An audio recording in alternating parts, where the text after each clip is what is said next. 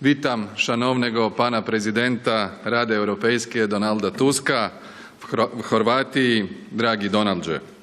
Poštovani povjereniče u Europskoj komisiji, poštovani i cijenjeni predstavnici sudske, izvršne vlasti, lokalne samouprave, cijenjeni crkveni velikodostojnici, predstavnici oružanih snaga, hrvatski branitelji, predstavnici diplomatskog zbora, uvažene kolegice i kolege zastupnici u Hrvatskom saboru, zastupnice i zastupnici u Europskom parlamentu, dragi gosti i prijatelji.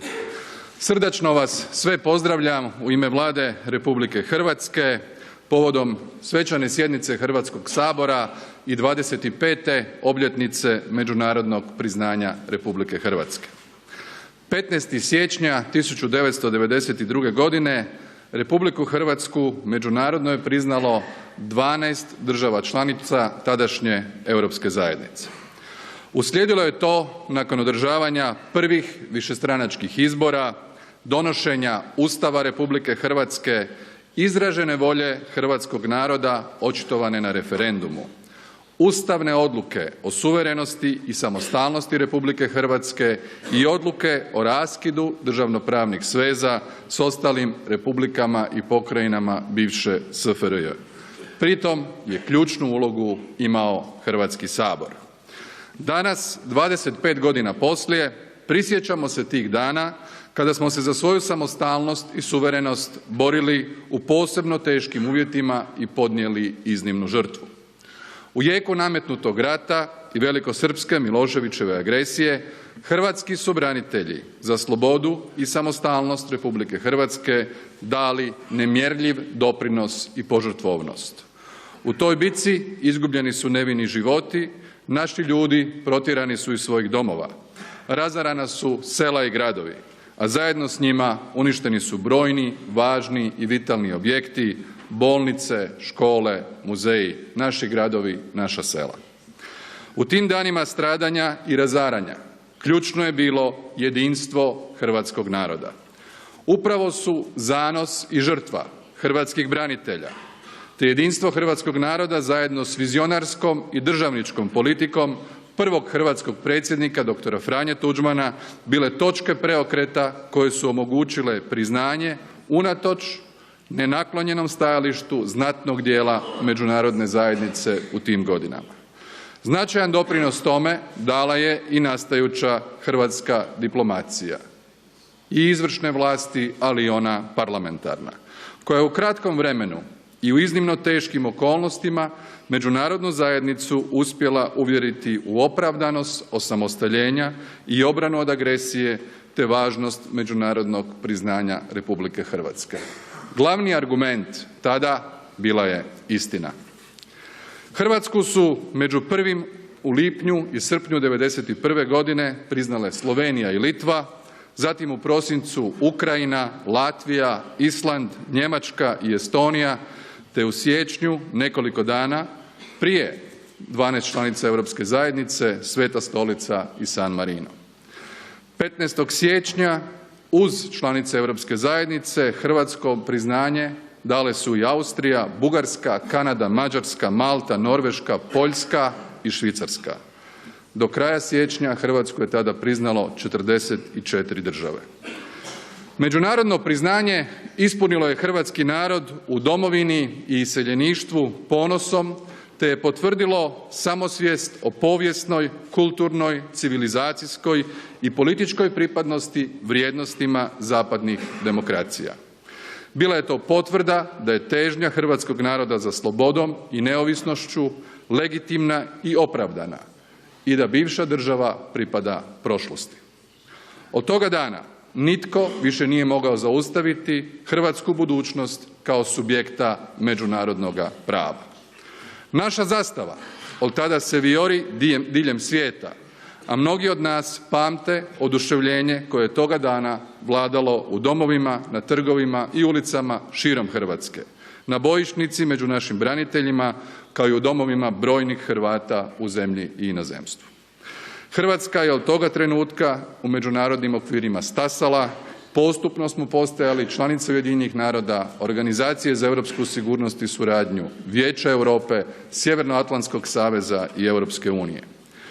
Teritorijalni integritet i uspostavu ustavno-pravnog poretka na cijelom području Hrvatska je ostvarila u pravednom i obrambenom Domovinskom ratu, u kojemu smo pobjedu potvrdili vojno-redarstvenim akcijama Bljesak i Oluja te mirnom reintegracijom hrvatskog Podunavlja koja je okončana istog ovog datuma, ali 6 godina kasnije, 15. siječnja 1998. godine. Danas je Hrvatska slobodna, suverena i demokratska zemlja koja daje značajan doprinos izgradnji mira, stabilnosti i uvažavanja međunarodnog prava.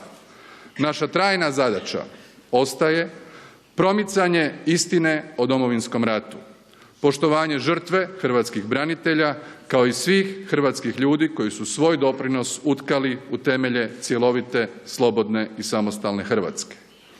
Pitanje nestalih i nasilno odvedenih osoba za kojima uporno tragamo i danas je jedno od najbolnijih pitanja ratnih posljedica u Hrvatskoj. U narednom razdoblju nastojat ćemo riješiti to kao i sva preostala pitanja koja datiraju iz vremena agresije na Hrvatsku. Od pitanja granica i selektivnog pravnog progona hrvatskih branitelja do zaštite hrvatske manjine i povrata kulturnih dobara. To je važno kako bismo osigurali uvjete u kojima će ova Vlada nastaviti Hrvatsku mijenjati na bolje. U proteklih nekoliko mjeseci nizom mjera i odluka demonstrirali smo odlučnost Vlade u izgradnji bolje i prosperitetnije Hrvatske.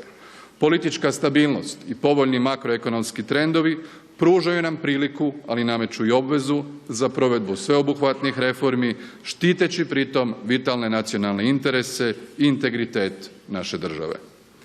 Ohrabrena dobrim gospodarskim pokazateljima, Vlada će nastaviti s donošenjem niza mjera koje će olakšati poslovanje, povećati konkurentnost te ulaganja i izvoz. Postojeće trendove vidimo kao priliku koja će biti poticaj da provedemo promjene za rast gospodarstva, stvaranje novih radnih mjesta i poboljšanje životnog standarda svih hrvatskih ljudi. Pritom ćemo voditi računa da kvalitetno surađujemo sa našim županijama, gradovima i općinama nastojeći ravnomjerno, regionalno razvijati Hrvatsku jer je to preduvjet našeg daljnjeg zajedničkog uspjeha. Jedan od bitnih izazova koji je pred Hrvatskom je i suočavanje s prošlošću koje već duže vrijeme dominira javnim i političkim prostorom te je razlogom produbljivanja ideoloških podjela u hrvatskom društvu. Namjera je Vlade da to pitanje riješimo sustavno, pluralistički i institucionalno. Stvorit ćemo preduvjete za demokratski dijalog i razotkrivanje istine o kršenjima ljudskih prava u nedemokratskim sustavima kako bismo nadišli društvene podjele te zaštitili dignitet žrtava. Smatram da je upravo jedinstvo hrvatskog naroda najbolji zalog za izgradnju prosperitetne budućnosti Hrvatske, te je to teza za suočavanje sa sve većim izazovima u europskom i globalnom okruženju. Dio smo snažne europske i transatlantske zajednice s kojom dijelimo zajedničke vrijednosti, demokracije i sudjelujemo u odlučivanju o pitanjima važnima za budućnost naše države i društva, kao i za budućnost europske i globalne zajednice. To iskustvo bit će nam dragocjeno u pripremi našeg predsjedanja Vijećem Europske unije u prvoj polovici 2020. godine. Zaključno, koristim ovu prigodu da izrazim još jednom zahvalnost svima koji su dali doprinos na postignućima Hrvatske u proteklih 25 godina. Prije svega prvom predsjedniku dr. Franji Tuđmanu čije je liderstvo utkano u temelj današnje Hrvatske. Svim hrvatskim braniteljima i njihovim obiteljima kao i značajnom doprinosu svih hrvatskih građana u zemlji i inozemstvu. Posebnu zahvalnost želim iskazati Svetoj Stolici, Njemačkoj, Austriji, Italiji i njihovim državnicima Helmutu Kohlu, Hansu Dietrichu Genscheru, Alojzu Moku, Francescu Cossigi te svim drugim državama koje su prije 25 godina dale svoj doprinos međunarodnom priznanju Republike Hrvatske. Hvala vam i svima čestitam 25. obljetnicu međunarodnog priznanja.